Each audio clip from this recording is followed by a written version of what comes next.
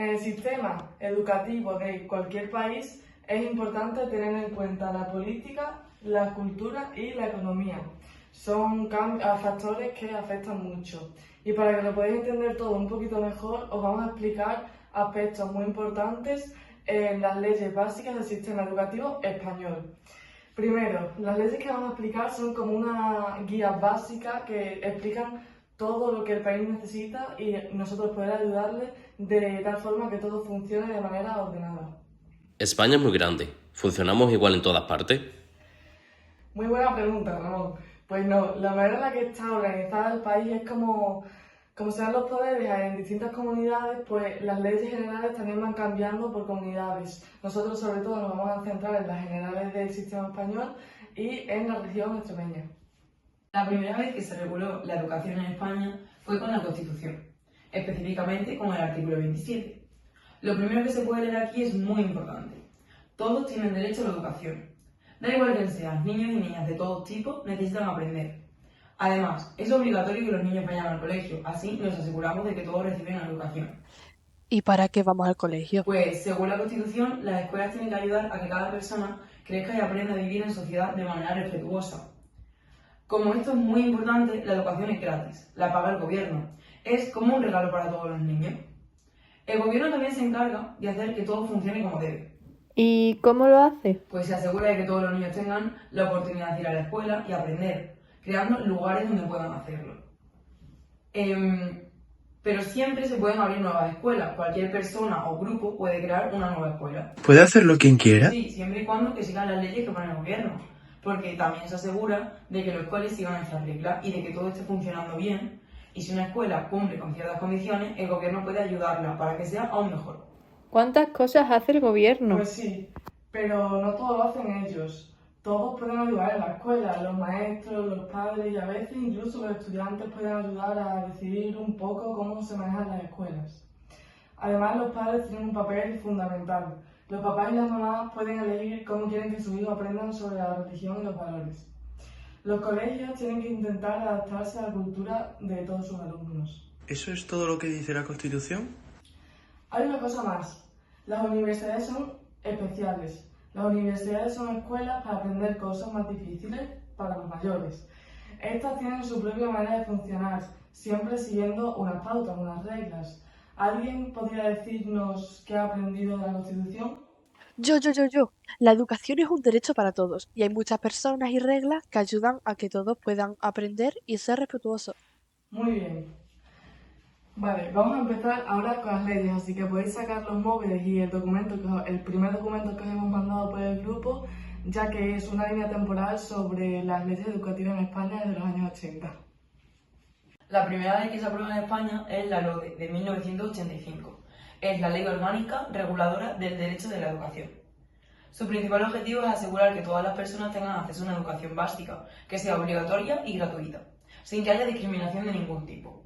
Es muy importante que todos vayan al colegio, porque no solo es para aprender cosas como matemáticas o historia. Claro, también aprendemos inglés y música. No es eso lo que quiero decir. En la escuela también se aprenden otras cosas, para ayudar a los niños a ser buenas personas, promoviendo valores como el respeto, la tolerancia, la libertad, que son fundamentales para la convivencia. También se enfoca en preparar a los alumnos para que puedan participar en sociedad y colaborar con la paz y con la cooperación. Claro, es importante ser todos amigos. Sí, esta ley quiere incluir a todo el mundo también. Los papás y mamás pueden elegir cómo quieren que sus hijos aprendan y también los alumnos pueden ayudar a decidir. ¡Qué guay que nos tengan en cuenta! Otra cosa importante es la doble red de puestos escolares. Para que lo entendáis, hay dos tipos de colegios. Los públicos, que son del gobierno, son los gratuitos, que no cuestan dinero, y los privados, que pertenecen a personas o grupos. Algunas escuelas privadas pueden recibir ayuda del gobierno para que los niños puedan ir a ellas, las que conocemos como colegios concertados.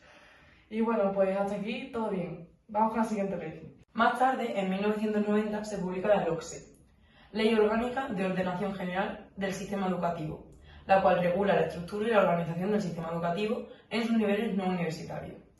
En ella se repiten los principios y derechos de la Constitución y la LOE. ¿Y para qué hacen otras si se repite? Pues en esta solo se repiten los derechos y los principios, pero por ejemplo los objetivos cambian. Como por ejemplo se regula la educación de niños de menos de 6 años y la reforma de cómo funcionan las FPs. También hay un esfuerzo por integrar y hacer todo lo que se pueda por los estudiantes, aunque tengan necesidades especiales para que estos pues, puedan asistir al colegio y aprender. Esta ley se encarga de regular la educación infantil primaria y secundaria. Esta secundaria incluye la ESO, el bachillerato, FPs y universidad. También se utiliza para colegios de arte y de idiomas. 5 años más tarde implementan otra ley, la LOPE. Es la Ley Orgánica de la Participación, la Evaluación y el Gobierno de los Centros Docentes. Coge el planteamiento participativo, la organización y el funcionamiento de los colegios de la LODE y lo adapta a lo que dice la LORSE. En 2002 comienza otra ley, la LOCE. Esta ley es la Ley Orgánica de la Calidad de la Educación. Esta modificó también varias leyes anteriores. Para empezar, propuso una serie de medidas con el objetivo de lograr una educación de calidad para todos. ¿Qué significa calidad de educación? Muy buena pregunta. Pues la calidad de la educación significa que todos los niños deben aprender cosas importantes y que los profesores deben tener buenas herramientas que estas sean necesarias para poder enseñar bien. Es como asegurarse de que todos tengan buenos lápices y cuadernos para poder hacer sus tareas en casa. Pero esta ley no se llegó a publicar. ¿Y por qué se hacen nuevas leyes? Pues a veces las reglas deben actualizarse para que los niños aprendan cada vez más y mejor. Antes de la LOCE ya había otras leyes, pero se pensó que ya era hora de hacer alguna mejora para que la educación fuera aún más útil para todos. La LOE, la Ley Orgánica de Educación, aparece en 2006, en la que reemplaza a la LOCE, que no llegó a publicarse. Esta ley habla sobre diferentes tipos de educación no universitaria, como la infantil, la primaria, la secundaria y sobre otras cosas como las formaciones profesionales y las actividades artísticas y de deportes. Es como un gran menú de opciones para que cada uno elija lo que más le gusta. En ella se explica cómo debería ser la educación en cada uno de los niveles, para que todos disfruten y aprendan de la mejor manera posible. ¿Por qué es importante esta ley? Pues es importante porque asegura que todos los niños y niñas tengan la misma oportunidad de aprender, sin importar de dónde vengan o quiénes sean, ya que la educación es un derecho que aparece en nuestra Constitución. Esta ley también recoge lo importante que es enseñar sobre libertad, responsabilidad, respeto y justicia. En 2013 se establece la LOMCE, que es la Ley Orgánica para la Mejora de la Calidad Educativa. La LOMCE es una ley que se hizo en España para ayudar a que las escuelas y la educación sean mejores. Es como si fuera una nueva versión de la ley anterior, llamada LOE, la que acabamos de ver. No es tanto un cambio, solo algunas partes se han modificado, entonces se han usado las dos leyes a la vez. Aquí hay algunas cosas importantes de la LOMCE. Lo primero es que ahora, al final de ciertos estudios como la ESO y el bachillerato, los estudiantes tienen que hacer unas pruebas para obtener su título. Es como un examen final que ayuda a ver lo que han aprendido. Después, se han creado programas para ayudar a los estudiantes a aprender mejor y a tener un mejor rendimiento en la ESO. Como tercero, se le da más importancia a materias que son básicas, como las matemáticas, la lengua. Y es obligatorio que se ofrezcan clases en español, que es el idioma más hablado de España. Después también se hacen cambios en la religión. Se ha creado una nueva educación que es la que ahora es súper conocida, la formación profesional, la FP. ¿Para qué sirven las FPs? Pues la FP sirve para que los estudiantes aprendan un oficio o un trabajo. Son mucho más prácticas que, por ejemplo, las carreras universitarias. También los directores. Los directores de las escuelas ahora son más importantes, tienen más poder para tomar decisiones y el consejo escolar también tiene menos poder que antes. ¿Qué es el consejo escolar? Vale, pues el consejo escolar es un grupo de profesores, padres y trabajadores que ayudan a tomar decisiones. En la universidad, por ejemplo, tenemos también el consejo de estudiantes, que es lo mismo pero con estudiantes. Y también, por último, se han hecho cambios sobre cómo se enseñan las materias en las escuelas de primaria, de secundaria y de bachillerato. En 2020 se aprueba la LOMLOE, que es la Ley Orgánica para la Mejora de la Ley Orgánica Educativa. Sustituye a la LOMCE y esta también va de la mano con la LOE. También hay que usarlas juntas como pasaba antes. Pues a ver, esto lo primero que hace es modificar un par de cosas de la LOMCE. Por ejemplo, borra los programas de mejora de aprendizaje, esos que ayudaban a los alumnos en la ESO.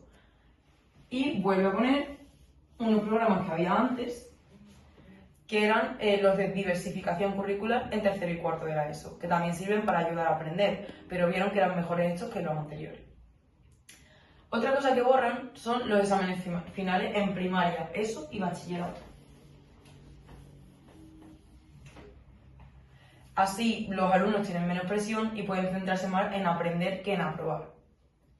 Antes las asignaturas estaban en 3 grupos: las troncales, que eran las básicas y obligatorias para todos; las específicas, estas ya las puedes elegir entre varias, según lo que te guste y lo que necesites para tu futuro trabajo; y las de libre configuración, que son extra. Esta ley las hace a todas iguales, porque ahora son todas igual de importantes. También, antes había estándares muy específicos que se evaluaban, ahora se simplifican y se enfocan en aprender.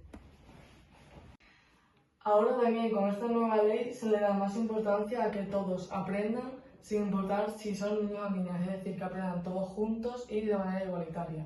Se centra en una educación más inclusiva para que todos, sin importar sus dificultades o necesidades, puedan aprender y participar en clase. También fomenta el currículo de competencia. ¿Qué significa eso? Pues que lo que aprendan los alumnos tenga sentido para que ellos lo puedan utilizar en sus futuros hogares o trabajos. También, por último, cambian cómo se trata a los alumnos con dificultades para que también se sientan incluidos dentro de la clase. Esta ley es la última, la que usamos a día de hoy en toda España. Ahora os dejamos con la legislación autonómica. Dentro vídeo.